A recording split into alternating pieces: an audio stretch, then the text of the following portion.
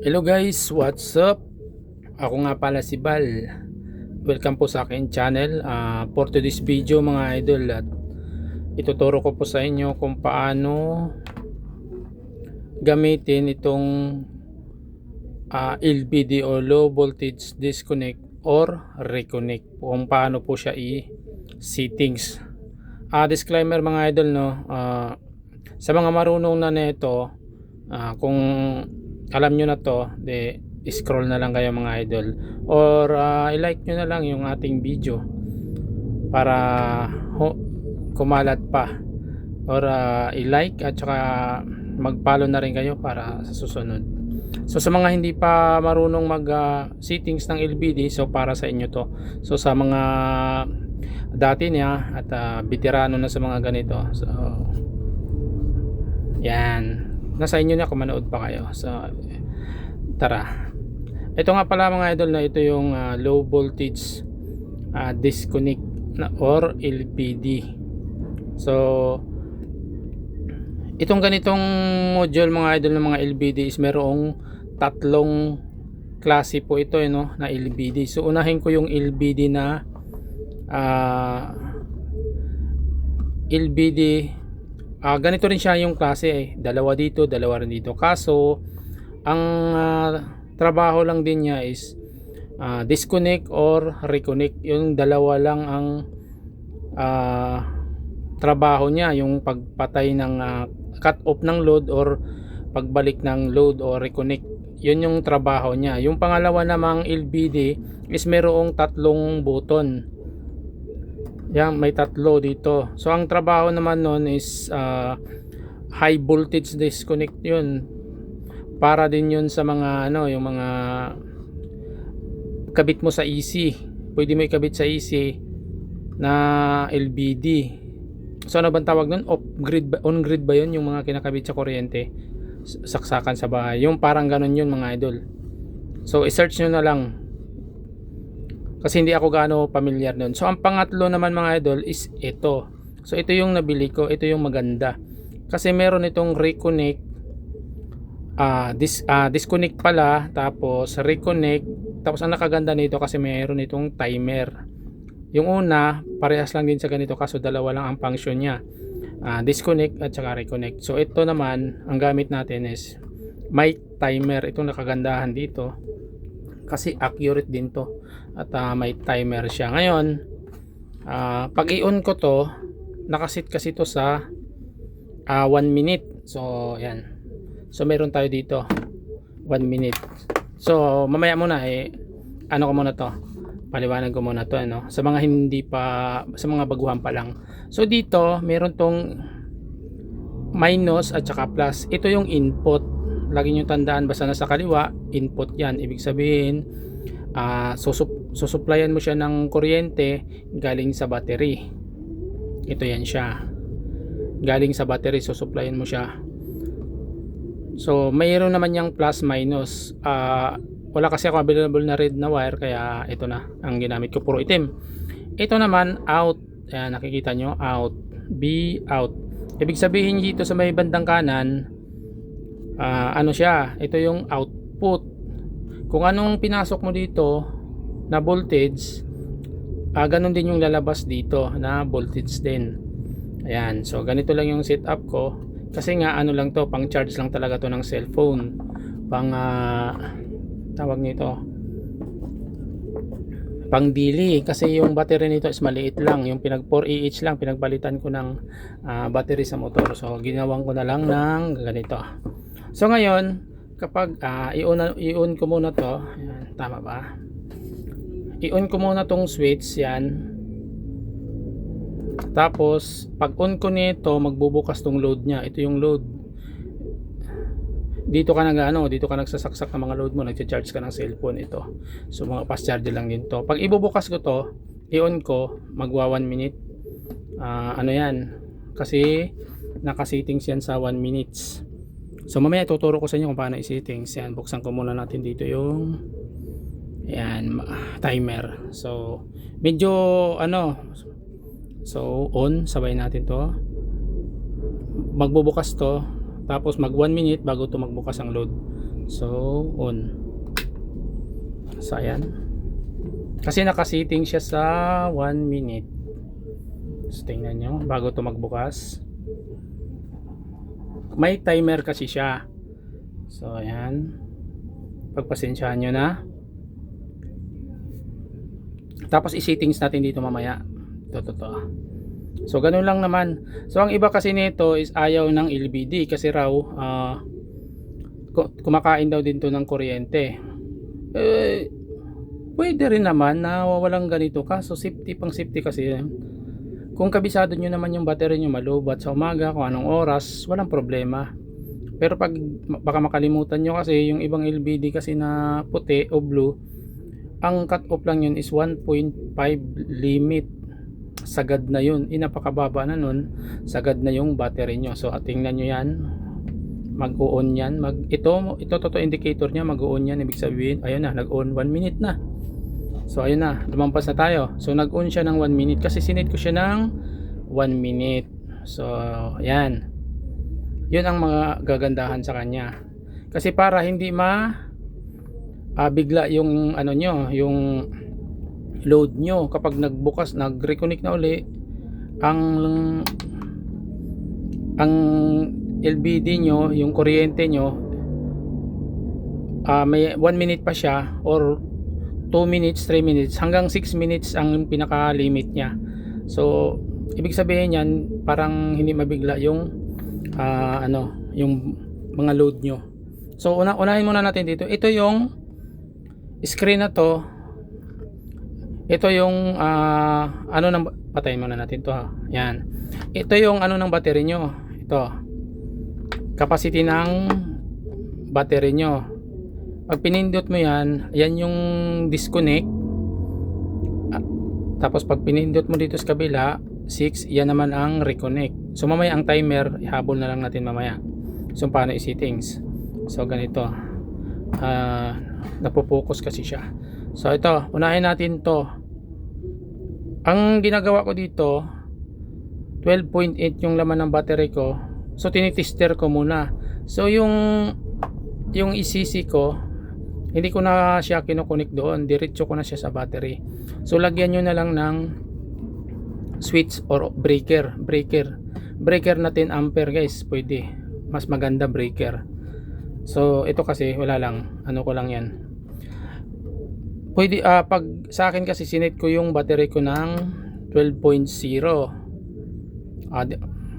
Tapos yan, i-click nyo lang yan guys, double click, magbabago. Pag click mo, tapos click ka uli, yan, sunod-sunod.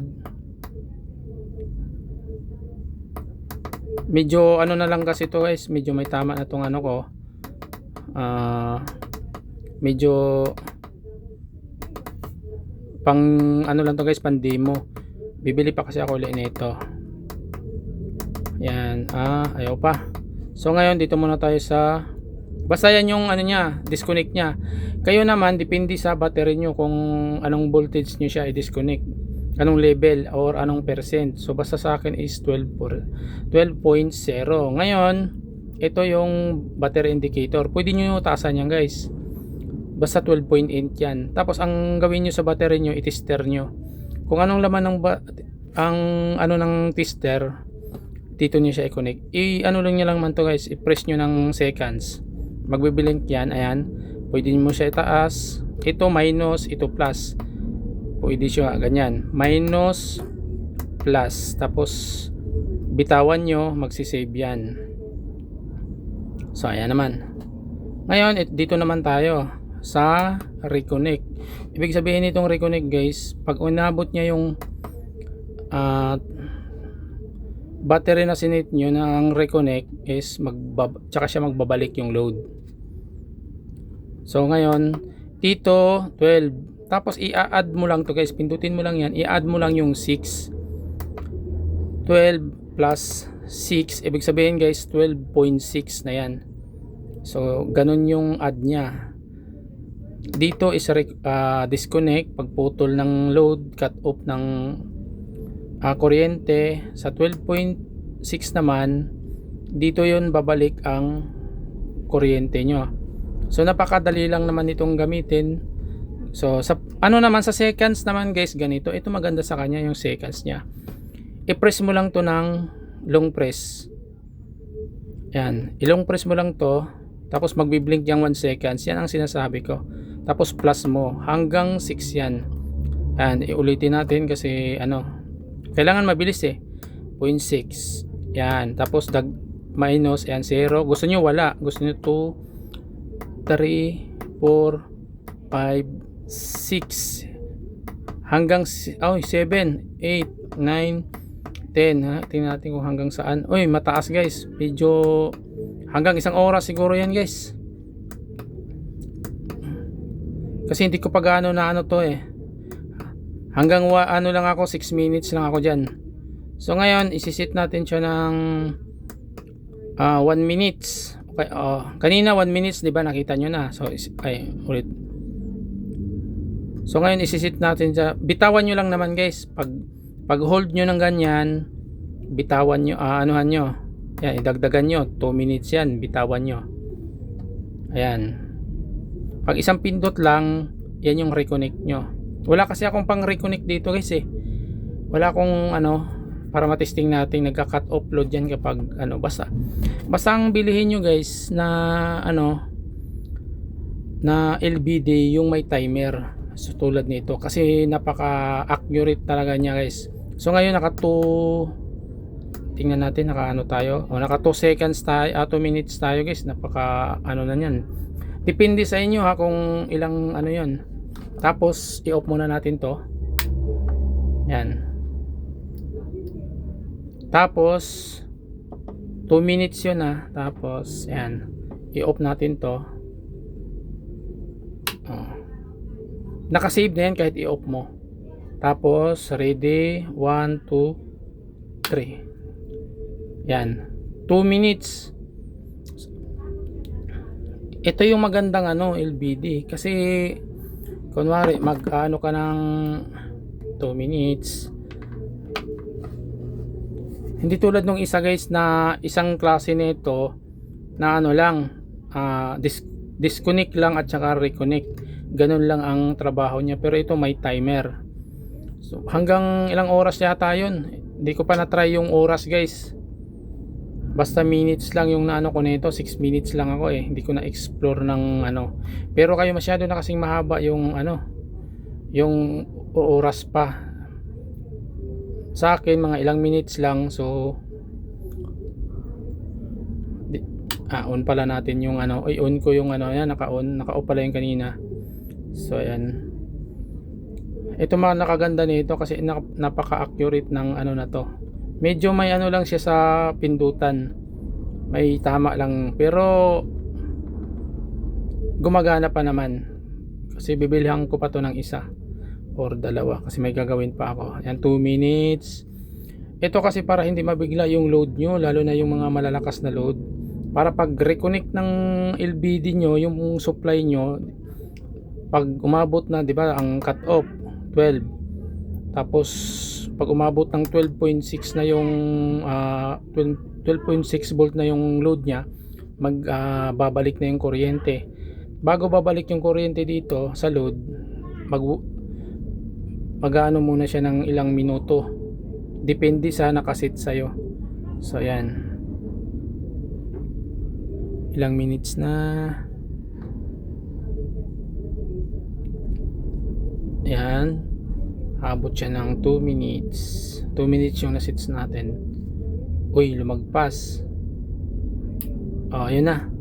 So mga ano lang, ilang ano lang naman. Tawag nito? Ilang ano lang, segundo lang naman yun. Na ano lang tayo sa pagpindot. So ayan, ganun siya guys. Napakadali. Ano nito, napaka helpful sa mga magdi-DIY dyan na hindi nababantayan yung battery. Ano lang naman kain ito. So di naman gaano to malakas kumain.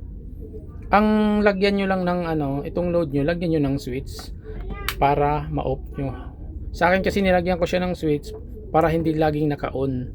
So kahit ito okay na to naka-on, pero ito kapag gusto ko mag-charge, Yan, kasi gumagana din, kumakain din yung ilaw na yan ng kuryente. So ito na lang siya. Yan.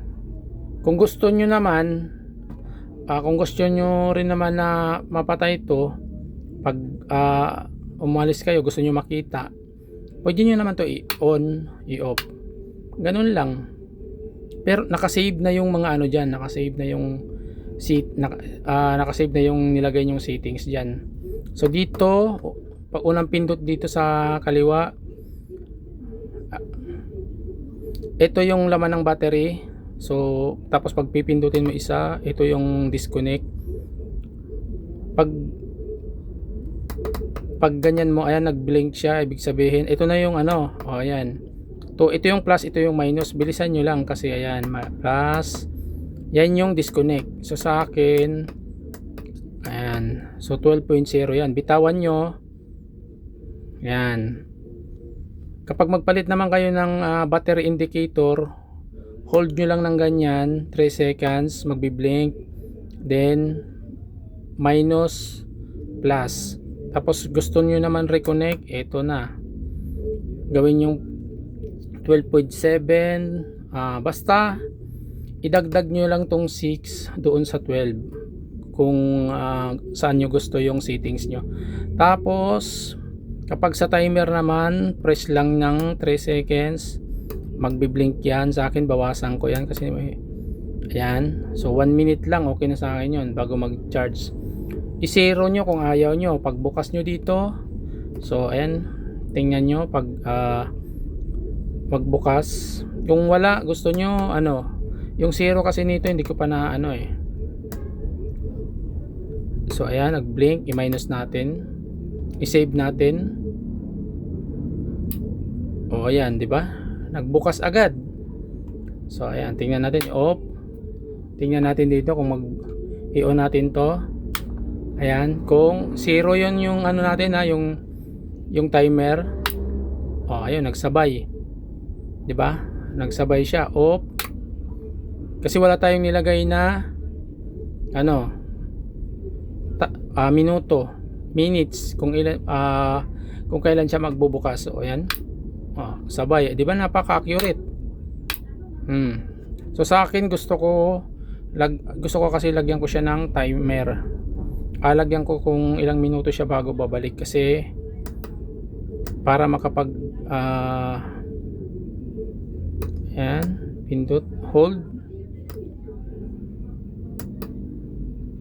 natin to siya ng ayan, gawin ko siyang 1, ganyan, tapos bitawan nyo.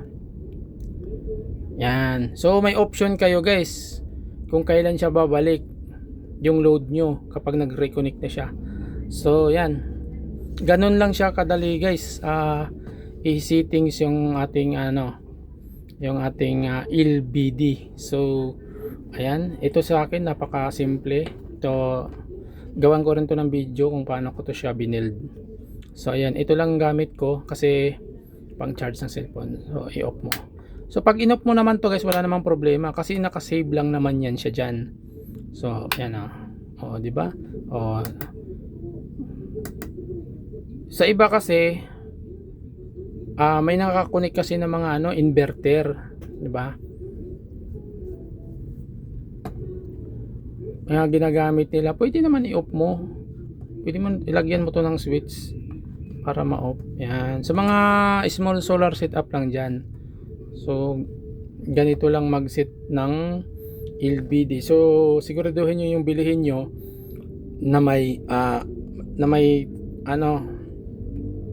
settings ng minuto yung bago siya babalik guys, minutes, may timer para maganda guys, napaka-accurate niya guys. So yan lang, masyado nang mahaba yung video natin. So salamat sa panonood. Ako nga pala si Bal at huwag niyong kalimutang mag-like, subscribe sa ating channel.